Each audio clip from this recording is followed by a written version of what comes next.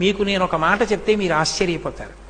చంద్రశేఖరేంద్ర సరస్వతి మహాస్వామి వారి వంశంలో ఒకసారి పామే పుట్టింది. ఒక ఆడదానికి వాళ్ళ వంశంలో ఒక పాము పుట్టింది. పాము పుడితే 10 మందిలోకి ఆ పాముని తీసుకెడితే పాముని భయపడతారని తీసుకెళ్లేవారు కాదు. ఆ పాము వాళ్ళ ఇంట్లో తిరిగేది. ఆకలేస్తే తల్లి దగ్గరికి వచ్చి బుస్ బుస్ అనేది. దానికి పెద్దదైపోయింది. పాలు పట్టడం ఎలా అనుమానపడి వాళ్ళు రోట్లో పాలు పోసి చల్లారబెట్టి అది వచ్చి పాలు తాగడం అలవాటు చేశారు. తప్పనిసరి పరిస్థితుల్లో ఆవిడ ఓ పేరంటానికి వెళ్లాల్సి వచ్చింది. పక్క ఊరు ఇంట్లో ఉన్న వృద్ధురాలికి చెప్పింది, అమ్మా రోట్లో పాలు పోసి చల్లార పెట్టండి, ఆ పాము తాగుతుంది వచ్చని. ఆ పాము వచ్చి పాలు తాగుతుందని తెలిసి కూడా ఇంట్లో వృద్ధురాలు మరుగు పాలు పోసింది.